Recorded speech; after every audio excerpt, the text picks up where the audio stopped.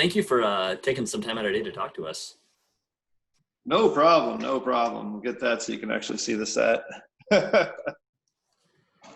Ooh. So what's the nature of the office and the campus here like? Pardon? Oh, can you hear me? Yep. Go ahead. Sorry. Oh, no worries. So where are you right now? Are you on the Silicon I'm on. Prairie campus or Yeah, what's your home base? I'm on the Silicon Prairie Center campus. I'm on the set of My Corona, at least part of the set. Behind me is the male lead's apartment, and on the other side of the wall here is the female lead's apartment. Mhm. We did a shared wall concept. So this building that I'm in right now is basically the set building. So this building, all we have in here right now are these two sets for the next film. We were supposed to start filming a movie called The Picture of Daria Gray on May 4th. We were doing our final auditions on March 20th and 21st. So you can imagine kind of, and that's a SAG production. So you can imagine kind of how that went. So we were going to fill this building pretty full of sets, but for this film, we ended up just doing these two sets. And then down the alley from where I am right now, we have two more buildings. One is our office building, which is an original Carnegie Library, where all the, kind of behind the scenes stuff happens, and some interviews and things. We have a small studio set up in there. And then adjacent to that building is a large building, takes up about a half a city block deep, and I don't know how wide it is, about a quarter of a city block wide, I guess. And we have a lot of apartments in there. There's a restaurant there and some other businesses. And so when we filmed My Corona, basically we took some of those apartments, turned them into sets, had the actors live on the sets where they filmed their scenes. So, trying to keep everybody ultra safe, really. And we'd have people go down to craft services and get their meals, or, we take them up. So that was kind of the model we followed, is really, to keep everybody kind of separate in a pod-like approach, and all right here in the same area. So nobody ever left. Once they were here, they didn't leave. We did a few outdoor scenes, but other than that, people were in one of the three buildings, and that's it. All the food and everything was brought in and dropped off at craft services, individually packaged, etc. So there was no getting groups of people together on a bus, taking the bus somewhere. We had a couple outdoor scenes, but we split everybody between multiple vehicles, and they were all within 1 or 2 miles of where we are right now. So, and that's And kind of the model we plan to use for the next film as well, is to do as much of it as we can in this very contained area. I either own or lease all three of the buildings, so I can film any time of the day I want. I don't have to give considerations to anybody, or whatever. We can do whatever we need. We want to paint a wall. There's no waiting till the office opens to get somebody's permission. I'm just like, do it. Like this wall is a good example right behind me here. They didn't like it all white. Cinematographer got here. It's like, ooh, guys, all white. It's not going to work real well. We went to the store and got some purple paint, and there you go. So that's the kind of things that we did that late on a Friday night. If we were renting a building, we might have to wait till Monday morning to get an answer from, whoever we're using the building from. So that's kind of the essence of the model we're using. We think it works particularly well for COVID-19, to have everybody, contained and basically filming in the apartments that are also their sets. sure. And so working backwards, how long has this campus been up and functional as a site for filming? Well, this was the first film we did. We were originally going to do The Picture of Daria Gray here, and that was going to start on May 4th. So kind of in advance of that, we were gearing up to get everything ready. We started filming this one a few weeks after. This is an extraordinarily atypical film in the sense that, because of what we were doing with COVID-19 and trying to figure out, okay, what are we going to do? When are we going to be able to film again? It just kind of inspired us, and we had these ideas, and we went from script to filming in a matter of weeks for this movie. So it's not your typical have a script, work on it for years, shop it around for a few years, and finally film it. This was very atypical. So we had to get this up and running very quickly, and we basically, three of us built all the sets, because we kind of looked at it as the more people that come in, the higher the risk is. And because Silicon Prairie Center is kind of a live-work community, it was basically myself and two other people who live within the campus that built the sets. We had an electrician come in one day, a plumber another day, etc. We kept them on separate days, minimal interaction with us. So we've been able to enact some pretty significant protocols to to allow for safe filming. Mhm. Now, I know your professional background was not initially in film, and could you tell our audience a bit about how you went from more of the medical and the tech sector to film production and how they came about? Yeah, so like close to 30 years ago, I guess 20 some years ago, I used to have minor roles on television and commercials. And so I had exposure, to the entertainment industry.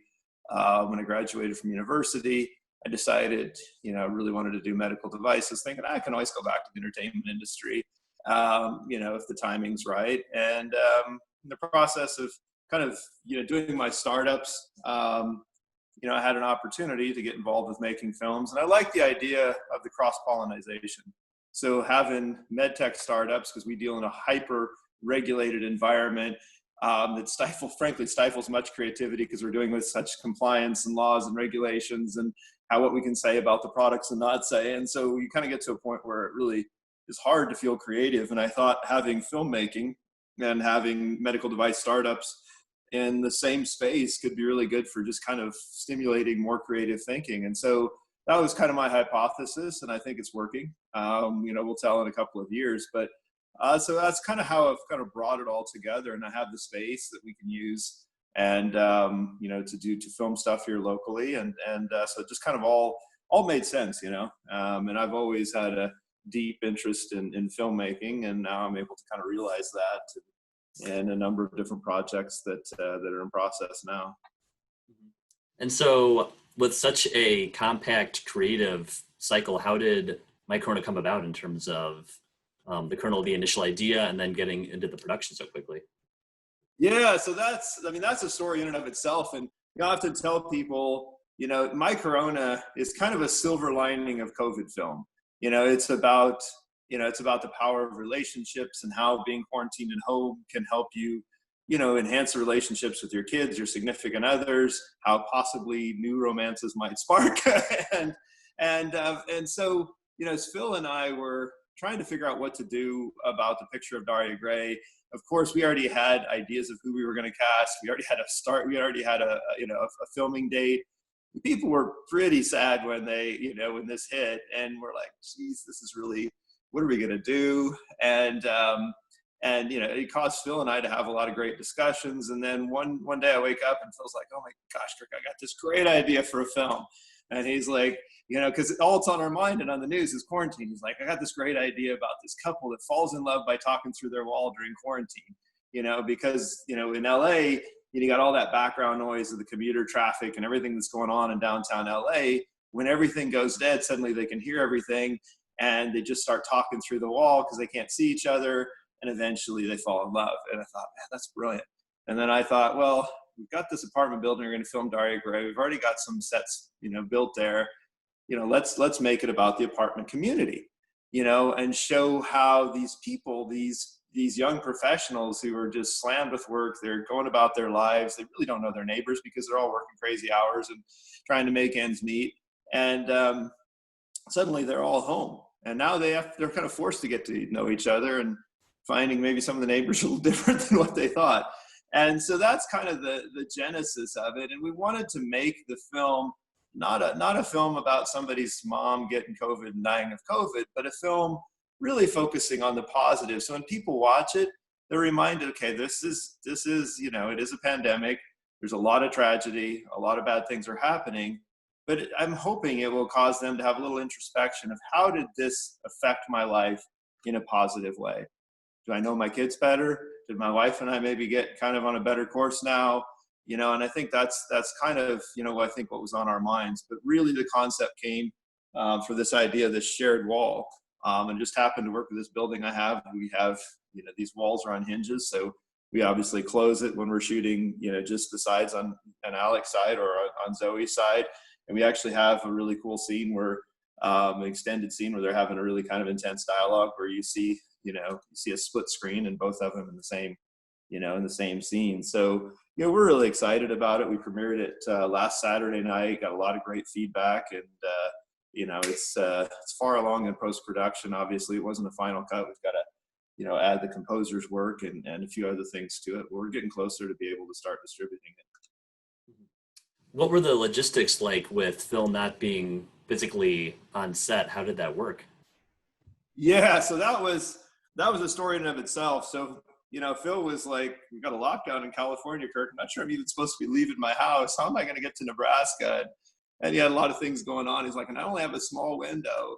I got stuff going on here, and we're just trying to figure out the dates." And then I just had this, because I'm doing Zoom meetings all the time. I usually spend much of my time overseas, and so instead of going overseas and presenting in person at some of these conferences, I was doing it by video conference. And one day I'm like, I wonder if we could direct the film by a video conference. Like one of those, I know this is a crazy idea. So I rang up Phil and I said, "Phil, I know I'm not an expert in filmmaking. This is probably just the nuttiest idea ever, but hear me out." And we started talking it through, and he's like, he paused and he's like, "I appreciate your out of the box thinking." And he's like, pause for let him have a long pause, and think, "Yeah, that might work. Let me think about it for a little bit more." And we talked later, and he was like, "Yeah, I think we can make it work." So effectively, this is Phil right here. Oh, maybe you can't. Maybe just a little bit out of shot here. This is Phil right here. So this cart that's next to me here, we had a laptop on here, which was plugged into the A camera and B camera monitors. So Phil could see everything that the camera could see. This iPad that I'm actually talking on right now would be on here sometimes. Most of the time it would be in my hands, and I would physically be carrying it everywhere I went. I'd be sitting underneath the camera a lot of the times with the iPad angled up so Phil could see what I was seeing. And then, when we'd wrap up a scene, I'd take it over. He'd talk to the actor. I'd just put it just like this right in front of the actor, and they'd have a conversation. And it worked remarkably seamlessly. I know there was a little bit of anxiety on all parts, but and then we shot a music video after that. We're intending to shoot the picture of Daria Gray the same way. So it's worked surprisingly well because he just has screens in front of him in his office, and he's got one camera feed on one, another camera feed on another, and then me with the iPad. So it's kind of like he's got his master's war room, kind of like war games or something with all these screens, and then side conversations happen. Certainly, like if he'll ring the cinematographer, Christopher Gosh, and they'll chat, or the casting director, whoever, and they'll have side conversations while I'm maybe working with one of the actors or whatever. And Phil, I think he saw some silver lining, and I'm doing it that way actually, because he doesn't get so entangled in the day-to-day set stuff. Like when we take a break, it's not 50 people trying to talk to him. He's like able to plot out the next scenes and and get back to me with what I need to do. And I think we were all really surprised at how effective it was. I mean, there was definitely anxiety, I think, on a lot of people's parts, and even Phil and myself, but it worked remarkably well. And we certainly intend that to be it's kind of become, I think, our trademark. As far as we know, we have not been able to find anybody else who's ever directed a feature film remotely using FaceTime or other similar mediums. And we are extremely confident we're the first COVID-19 theme romantic feature film to be filmed. There's other things that have started production after us, but we started and wrapped the core part of the production in May. So it's been quite an adventure. It's like it's like one of those things where you kind of have to just like seize the moment. There's anxiety, you got to manage the risks, and at some point you got to say yes or no. And we said yes. And do you see it as a potential way forward for independent productions, even post-COVID, in terms of having a lot of directors and writers being able to Zoom in directly and being able to confer as a way to both cut costs and make everyone's situation much more fluid? absolutely, as I think you could be. You could be filmed sitting in California. In theory, he could be directing a film in Europe. I mean, in Asia, you'd have to manage the time zones, but it also allows them to manage their time a lot better too, really. Because they're not flying all over the world. And for us, part of it was logistics, but part of it was also safety. But I think people would be really surprised that, it's not perfect, but if there's good communication between the person, who has who's basically directing, the camera, or in this case, the FaceTime on the set, and the director, it worked really well. And Phil and I communicate extremely well. He'd say, "Hey, okay, Kirk, can you quickly show me the reverse on that?" And, and then I think because of our effective communication, he could get what he needed between the FaceTime and then the A and B camera feeds to really have a good sense of what was going on. And I think we were also blessed to have, Crystal Carson, who is a veteran actress and casting coach to really work with the actors. So, Phil could communicate by email or text to her, say, "Hey, can you sharpen this up," or whatever, and she could go work with them. And so he was, using her and I mostly to kind of give guidance to, to the actors and to the crew members. So it's very viable. I think going into it, we're a little unsure, but we're extremely confident now after having done a full-length feature film in California and Nebraska, shot in 2 locations, and also a music video after that, all using the same template with basically Phil and I just in constant communication. What was the makeup of the rest of the casting crew? Was it LA-based professionals, or was it local actors and craftspeople that were staying on campus? What was that like? Yeah, so the core cast, now the 2 that played these roles, Alex and Zoe, came from California. They're early career but extraordinarily talented actors. And then we had, some pretty well-known or relatively well-known actors. Crystal Carson's been, was on General Hospital for many years and in a number of films and TV shows. And Christopher Showerman, who you would recognize, has been in a lot of productions. We had the hip hop artist, DC Glenn, who did the song "Boom There It Is."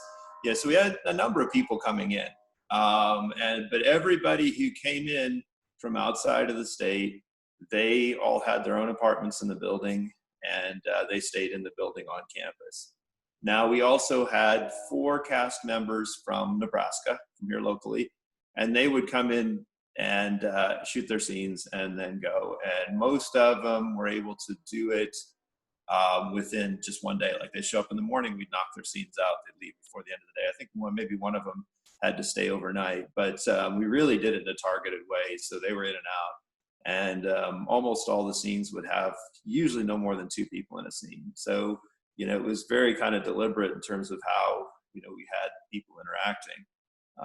But we had a mixture of talent. And then when we shot the scenes in LA, that's when we were able to bring, Christopher Showerman, Ian Lauer, and oh shoot, just a second. No worries. I'm sorry.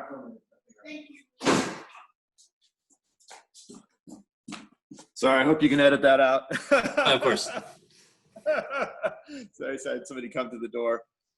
So we had Christopher Showerman, Teresa Navarro, and Ian Lauer. They're based in LA. We actually shot their scenes in LA because the film is set in LA.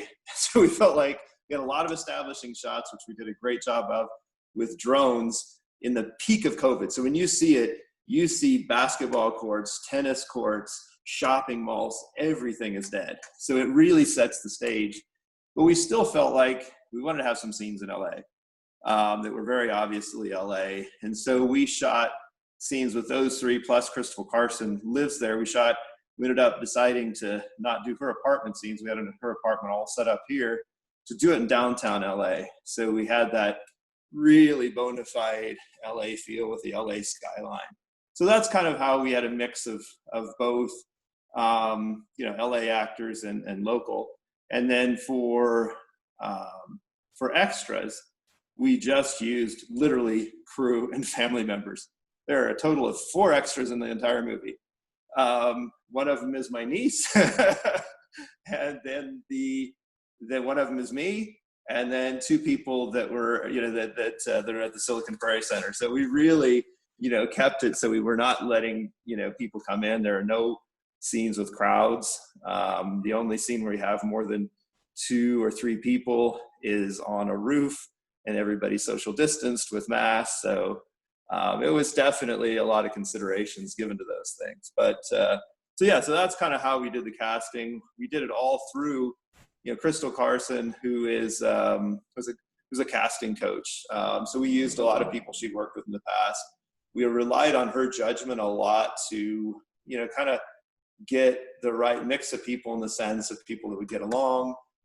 We are very much in all of our films about ethnically diverse cast, and you'll see an extremely diverse cast here. We, she knew these people well, so we relied a lot on her judgment. If we're going to be together doing 12-hour days, we need people that can get along and work productively together, because we can't really afford to lose much time. And that's the other thing that we, another consideration in filming safely was get in, get out, and we shot the Nebraska scenes in 6 days, 6 very intense days, but 6 days. And then we did another day and a half in LA, and then additional time for all the drone shots. But it was, very efficiently shot film. With a combination of your shooting happening in Southern California and in Nebraska, do you get a sense that there's sort of a desire to, at least for like the intermediate future, shift production outside of large cities and large metro areas, just in terms of safety and space and frankly, different backgrounds or different settings for stories? Yeah, no, without a doubt, without a doubt. And I hear stories from, friends in the industry that, that say a lot of the large company, the large companies are, really scratching their heads in their board meetings and figure out where we're going to film. Even if you can film right now in LA, we'd be able to film right now 3 months, from now, and we're in the middle of filming a season of a TV show, for example. So I think there's a lot of folks who are looking to film outside of the traditional high population density New York, Chicago, LA areas. And I think right now it's the right thing to do. Here it's very easy. We're in a really optimal situation because we're in a downtown and we're close proximity to the basic services you need. And we've got everything contained. We can walk everywhere for the day-to-day stuff. And unless we're shooting a scene off campus, we can do it all right here and keep everybody safe. So I think in the immediate future, it's going to be a lot easier to film outside of those areas. The governor's lifted a lot of the restrictions here in the state. So it's just easier to get things, done in general. Businesses are back open again, and it's pretty easy for us to, to make things happen. And having control of all these buildings really helps it makes it much easier to implement, safety protocols than it would be if we had a lot of other considerations and we were using somebody else's space that was maybe used in the mornings as a coffee shop, and then in the afternoon we were filming or something. That gets tricky. But when it's, dedicated use space, it's really easy to manage. And where do you see the future of the film industry in Nebraska in general?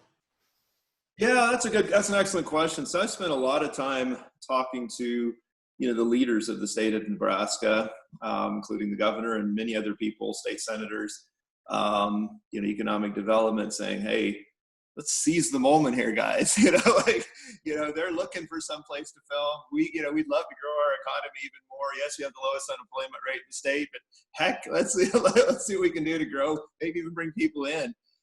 So I, myself and Stacy Heatherly, who you folks have talked to, there's a few other people, Randy, have yet to meet, but I understand he's very passionate as well, about filmmaking in Nebraska. And I think we offer, a lot of films have been made here, but I think, people, don't appreciate, how much easier it is to make films in a place like Nebraska versus California. There's just a lot less red tape. We have a very diverse kind of state, as far as different types of topography, et cetera. So there's a lot of opportunities to film. There's a lot of towns like this that, they're not at the same population they were a long time ago, but you still have a great downtown, and some of the buildings are empty. So that really makes it easy. You go to the person who owns it, say, hey, can we rent that for a week? And yes, I think there's just a lot of factors that make it great for filmmaking. Now on the rebate side, there's states like Georgia that are really aggressive. We don't really have that. The city that Stacy's in, Fremont, does. And there's a number of us who, are really, proponents of getting that in other areas. And I know there's some state senators that have some interest in that, in their local areas. But right now it's the only city of significant size that has it is Fremont. So that's something I think Stacy and I and others will probably work to, to try to get more support in the state government for creating film incentives. And, we have some really extraordinary people here. I mean, we have Alexander Payne lives in, from Nebraska, lives in Nebraska. very well-respected filmmaker, John Bokenkamp, who lives 20 minutes from here, who's the creator and executive producer of The Blacklist, and, actors like Randy and many others, that call Nebraska home, that are also passionate about, making films here. And I think, for me, Alexander Payne has really paved the way. He's made a number of films in Nebraska, and it's somewhat inspired me and showing me that, heck, it can be done, obviously. So let's make this happen. And so Phil and I, the next two films after this are, the beginnings of them are set in Nebraska. People do leave Nebraska for a time, but they start off in Nebraska, and they may end in Nebraska. We'll see. Would you be interested in growing your personal roster of sort of below the line professionals so that the studio could ultimately grow and host even more productions in the future? Well, I think as we get, productions going, it would be great to have, more staff and people that we can rely on, and, and people that we can kind of consistently have, be the go-to people. I'd really love to get to that place. Right here where we are locally, we're disadvantaged from a crew perspective, in the sense that, most of the crew would have to come from another state or another part of Nebraska. That is one disadvantage, frankly speaking, that we have. But I think right now, with everything going on with COVID, it kind of outweighs outweighs everything else. And we have a little hotel that's a half a block away, and bigger hotels that are a little further away. So, I mean, we do have a lot of things that make it easy for us to do it. Business-friendly environment, low cost of doing business, and a lot of other factors that I think will make it a great place for us to continue to do films. And we haven't, gone out and tried to, promote the Silicon Prairie Center as a place for other people to do films. But, that's something that's, right now I'm so deep in, getting my Corona to market. I haven't had the bandwidth to even think about that, but that's something I think we'll be looking at more in the future, is really promoting it as a place to be able to safely make films. And I'll ask you what I asked Stacy yesterday. What do you think, as a local and someone that's passionate about the region, distinguishes central and eastern Nebraska from anywhere else in the country for someone that's interested in bringing a production to you or to the region? What makes it stand out visually in terms of the character of the people? What would draw someone to bring a production? Well, I think we have a lot of great old downtowns in Nebraska that can easily be used, because they're fairly low traffic areas. There's not, loads going on.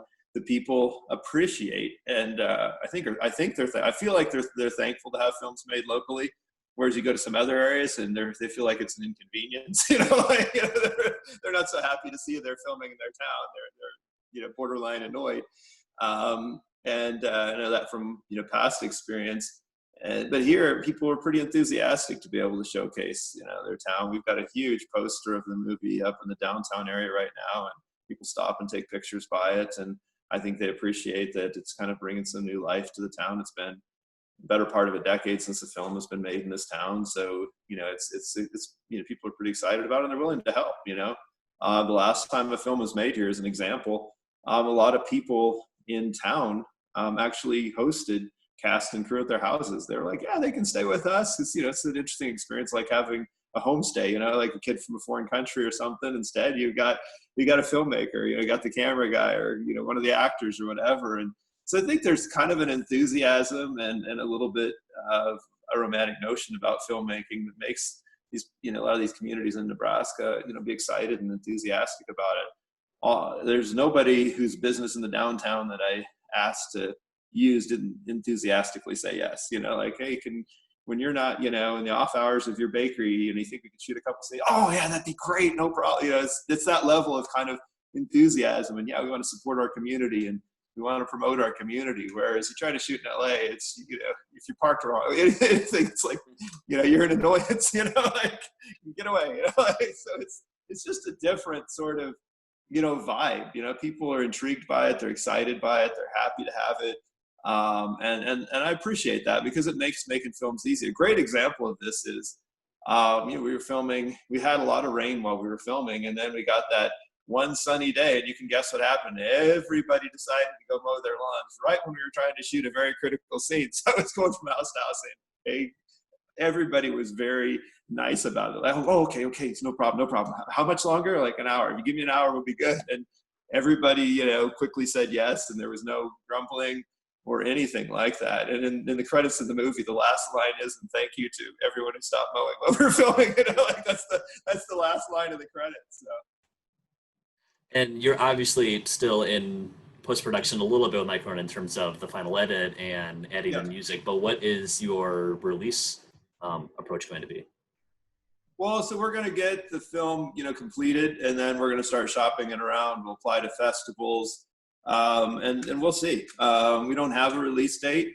We are optimistic because of, I think, I think the subject matter, once people see the film, I think there's some people out there that kind of have an aversion to a COVID-themed film, but this is really a romantic comedy where COVID-19 is the backdrop and the reason that couples get together. So there's nobody getting sick, nobody dying of COVID, and other than people quarantining at home, there's not a lot of reference to COVID. The beginning scenes kind of setting the stage for it, yes, but beyond that, it's not really referenced very much. So there's not a lot of supply right now, and clearly there's consistent and probably even increased demand for by viewers for new material. So we're feeling pretty optimistic about being able to distribute it possibly through better channels than we may ordinarily be able to do for a film that's not 10 million plus budget. Like it's I think we're in a really good position in that respect, and I'm excited about getting out there and talking to different companies about what we've done and showing them our work.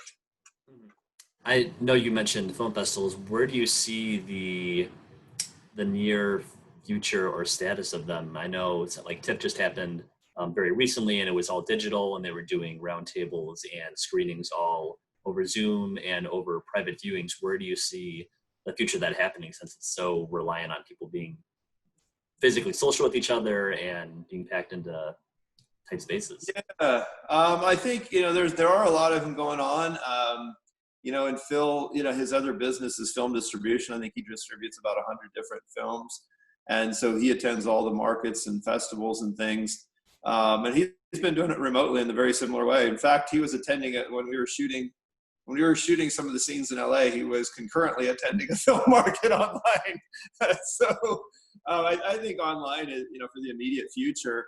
Although I do think there's probably opportunities for people to, do outdoor type, festivals, particularly in places like this. I mean, there's a lot of things already going on, concerts and stuff, where people are socially distancing. So maybe, some of the outdoor festivals, could happen, evening screenings in parks and stuff. I don't know. I mean, if they get creative, but certainly a lot of the content's going to have to be delivered online because, you can't get very many people, into very many venues and, under that kind of scenario. So, and it also makes it challenging for, premieres and theatrical releases right now.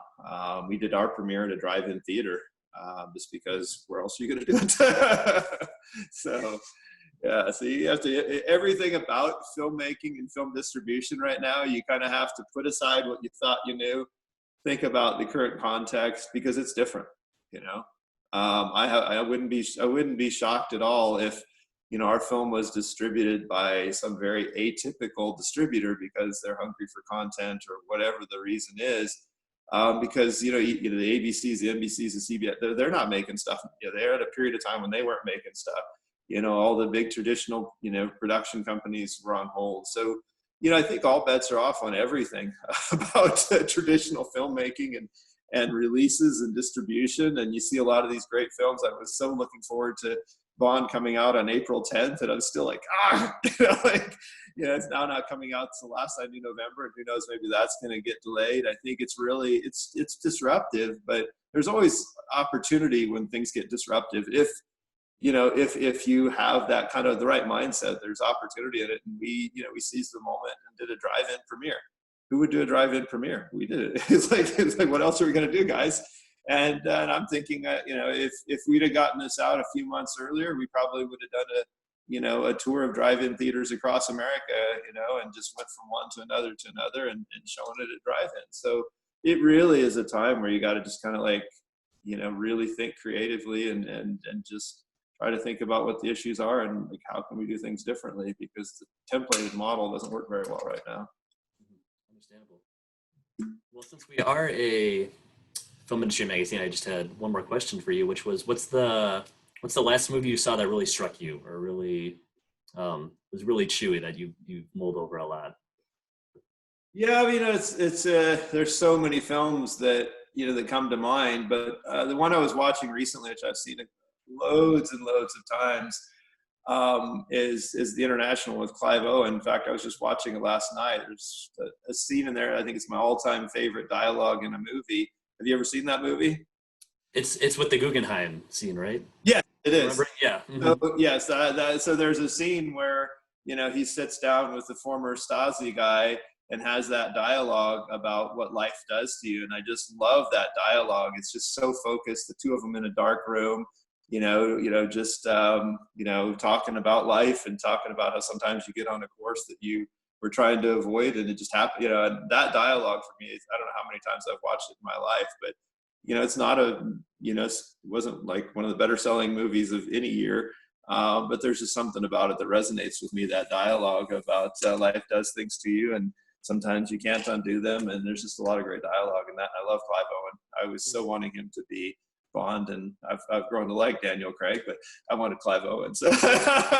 No, it was but maybe, I don't know, 6 months ago I saw Croupier for the first time, and I'm like, man, he just has the sort of like simmering rage that Craig has too. It'd be interesting to. Absolutely, yeah. He plays that so well. There's something about the way he acts that really appeals to me. So anytime I see him in a film, I give him the benefit of the doubt. Well, terrific. That's all I had. I want to thank you so much for your time this morning, and I hope the rest of the post-production and rollout for My Corona goes well. Thank you very much. Thanks for having me on. I really appreciate it. Good luck with everything. Take care. You too. Stay safe. All right. Thanks.